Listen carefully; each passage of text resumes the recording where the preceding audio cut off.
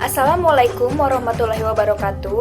Saya Farida Putri dari kelas 12 IPS 3. Kali ini saya akan menjelaskan lanjutan dari pencaksilat di video sebelumnya. Kali ini saya akan menjelaskan tentang sistem perwasitan dalam pertandingan pencaksilat, nomor seni, dan nomor tarung. Wasit adalah seseorang yang memimpin jalannya pertandingan mulai dari persiapan, pelaksanaan, sampai selesainya pertandingan. Tugas wasit yang pertama memanggil pesilat untuk saling berjabatan, memimpin pertandingan, memberikan binaan, teguran, dan peringatan, mengesahkan serangan yang masuk, memberhentikan serangan yang merupakan pelanggaran, mengumumkan pemenang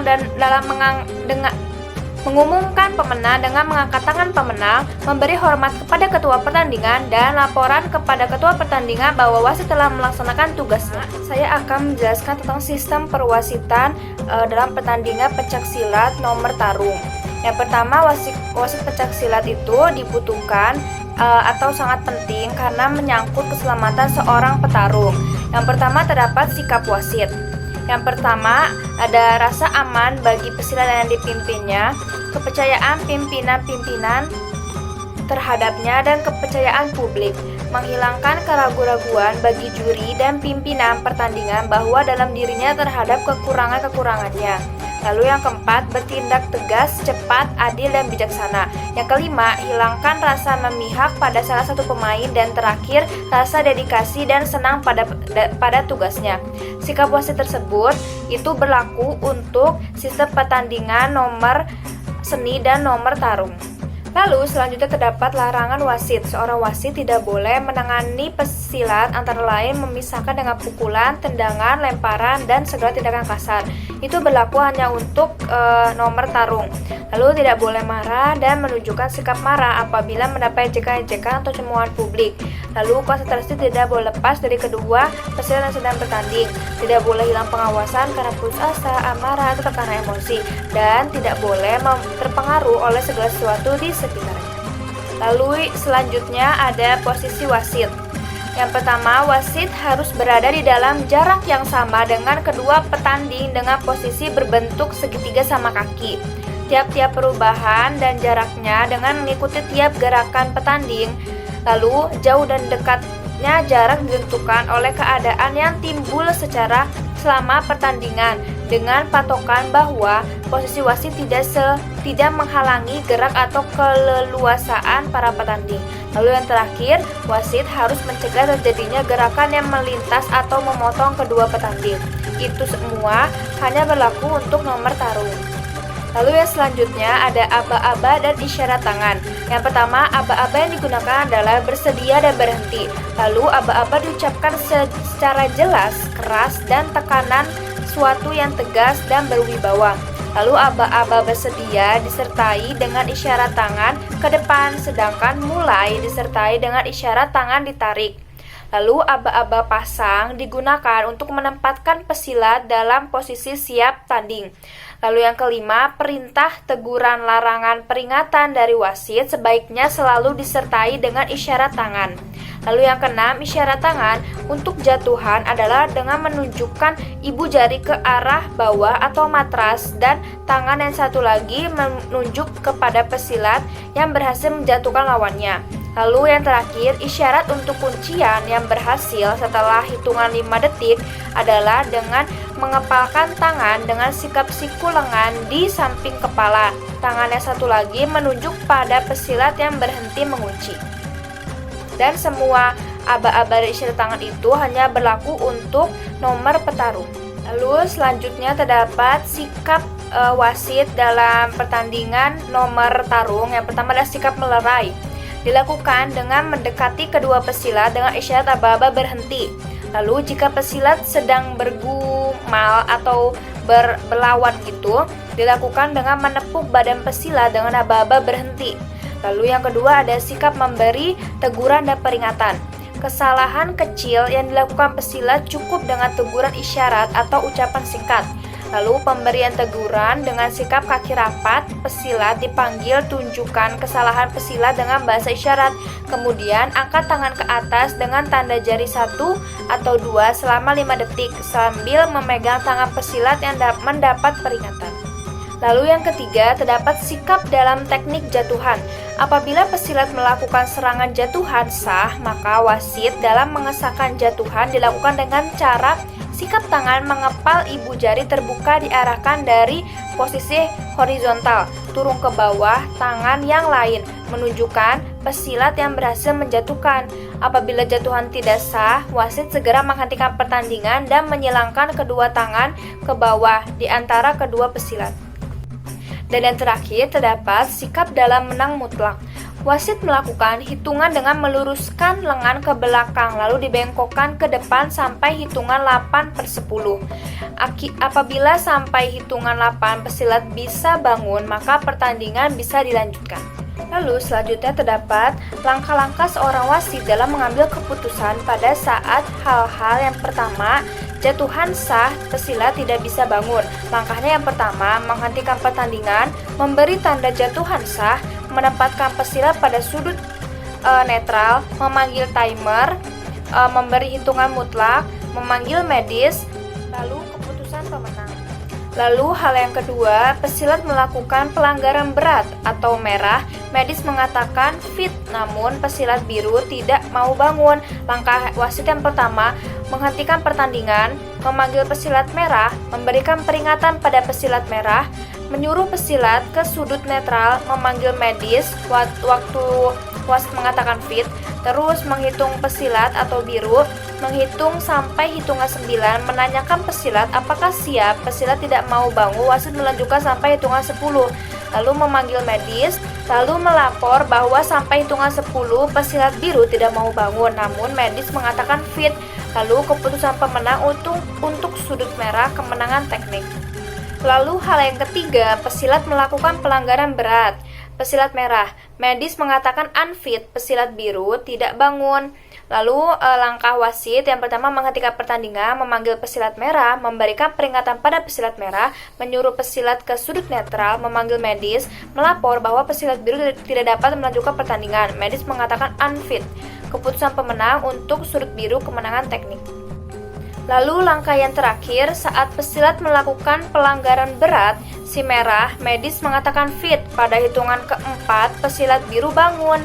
Lalu langkah wasit pertama, menghentikan pertandingan, memanggil pesilat merah, memberikan peringatan pada pesilat merah, menyuruh pesilat ke sudut netral, memanggil medis saat wasit mengatakan fit, namun pesilat tidak bangun. Lalu wasit menghitung pesilat biru dengan hitungan teknik. Pada saat hitungan 4 pesilat dapat bangun, namun wasit tetap melanjutkan hitungan sampai hitungan 9.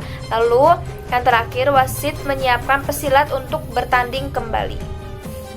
Lalu selanjutnya terdapat hal-hal yang perlu dipahami baik-baik oleh wasit. Yang pertama, tata cara bertanding, ketentuan bertanding yang meliputi pengertian-pengertian. Yang pertama, aturan pertandingan, aba-aba yang digunakan, sasaran, larangan-larangan, dan ketentuan hukuman.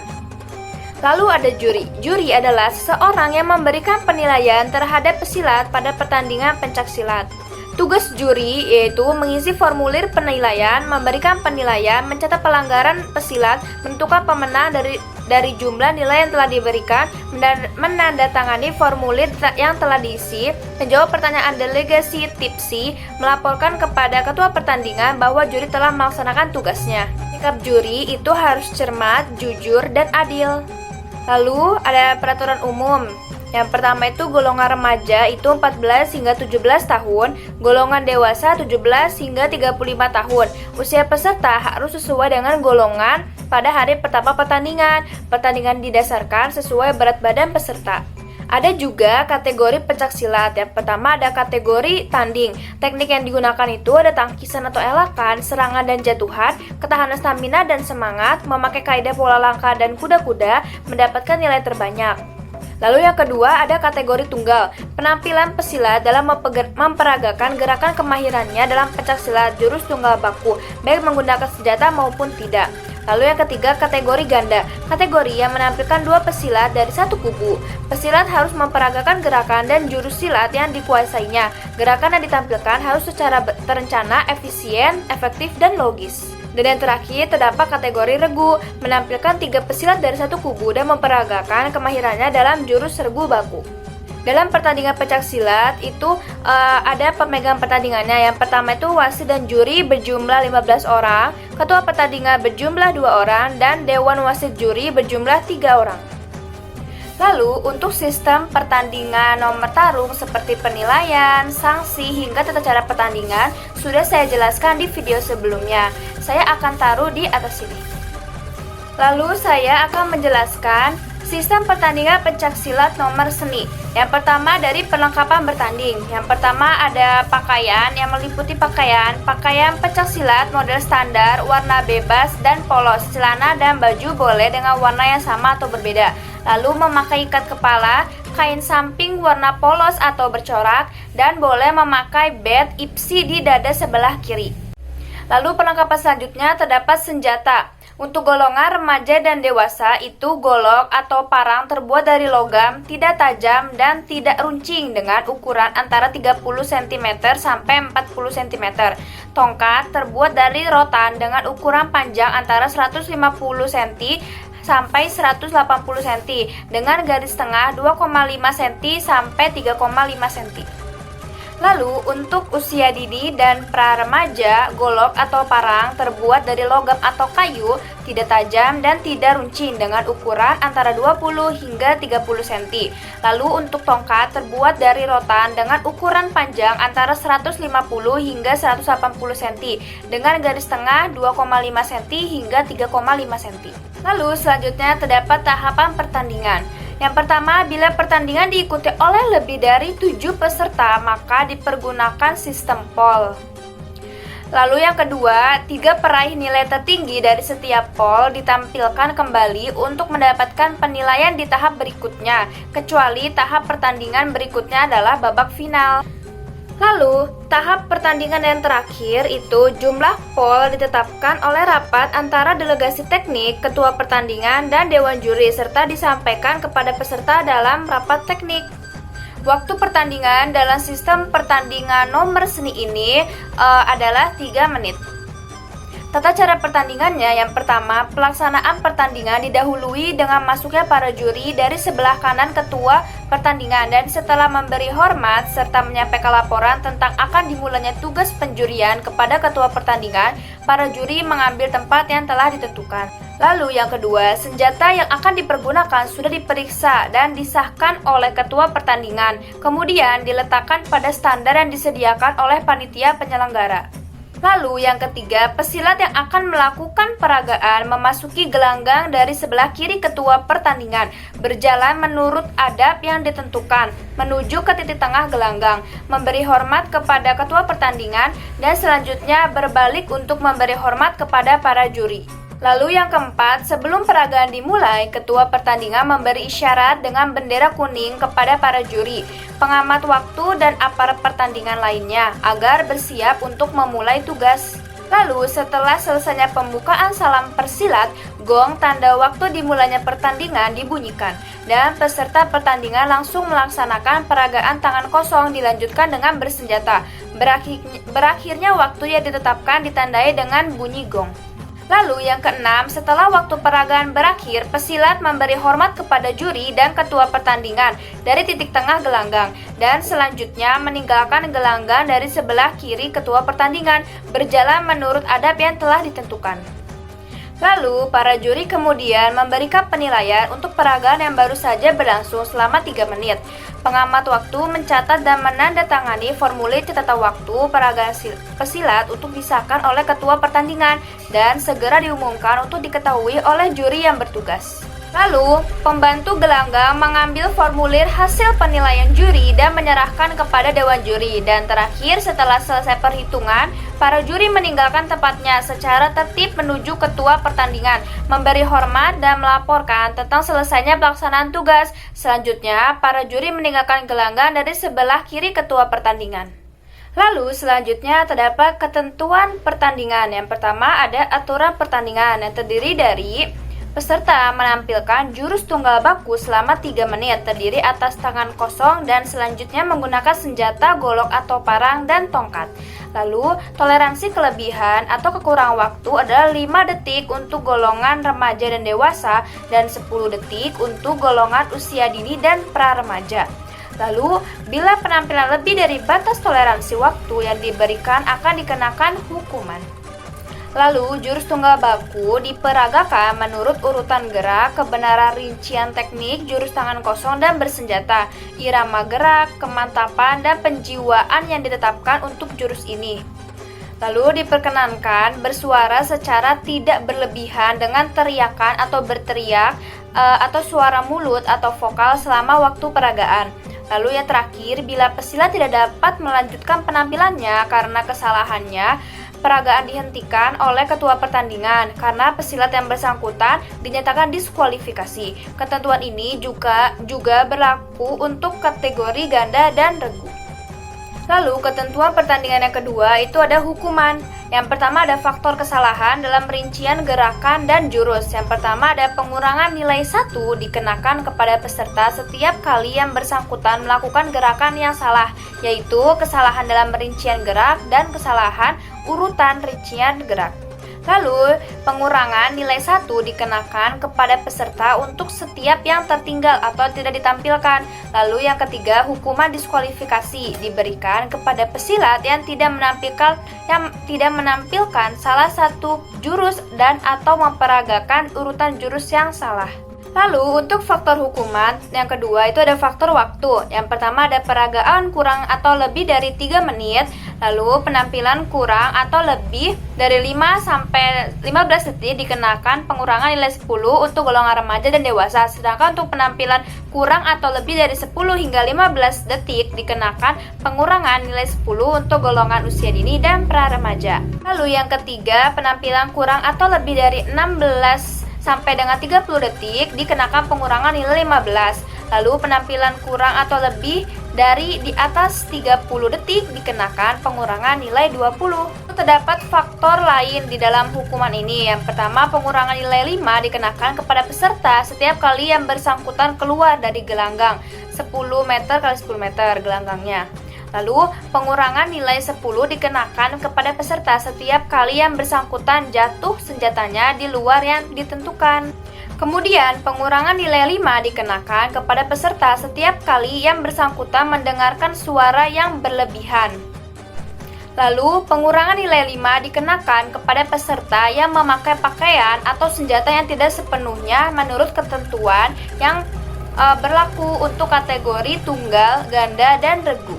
Pada undur diri, pesilat dinyatakan undur diri apabila setelah 3 kali pemanggilan oleh sekretaris pertandingan tidak memasuki gelanggang untuk memperagakan kategori tunggal.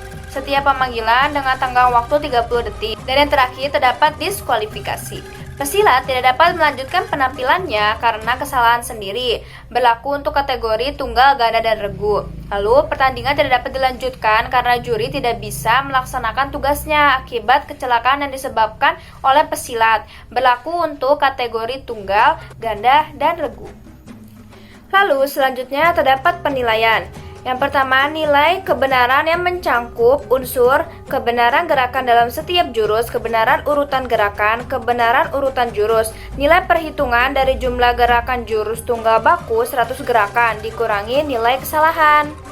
Yang kedua, nilai kemantapan yang mencangkup unsur kemantapan gerak, kemantapan irama gerak, kemantapan penghayatan gerak, kemantapan tenaga dan stamina. Pemberian nilai antara 5 sampai 60 angka yang dinilai secara total atau terpadu di antara keempat unsur kemantapan. Lalu selanjutnya terdapat penentuan dan pengumuman pemenang. Pemenang adalah peserta yang mendapat nilai tertinggi untuk penampilannya. Bila terdapat nilai yang sama, pemenangnya adalah peserta dengan jumlah nilai kebenaran tertinggi. Bila nilai masih tetap sama, pemenangnya adalah peserta yang mempunyai nilai kemantapan, penghayatan, dan stamina tertinggi. Bila nilai tetap sama, pemenangnya adalah peserta dengan waktu peragaan lebih atau kurang yang terkecil mendekati kepada ketetapan waktu 3 menit. Bila masih tetap sama juga, pemenangnya adalah peserta dengan jumlah nilai hukuman terkecil. Dan bila masih tetap sama, pemenangnya akan diundi oleh ketua pertandingan, disaksikan oleh delegasi teknik, dewan juri, dan tim manajer pesilat bersangkutan. Pengumuman perolehan nilai peserta setiap kategori disampaikan setelah para juri menyelesaikan tugasnya menilai seluruh peserta pada setiap kategori atau pool dari jurus tunggal baku. Ketentuan ini juga berlaku untuk kategori ganda dan regu. Hasil total perolehan nilai ini ditampilkan pada papan nilai bersamaan dengan pengumuman perolehan nilai yang dilakukan oleh ketua pertandingan.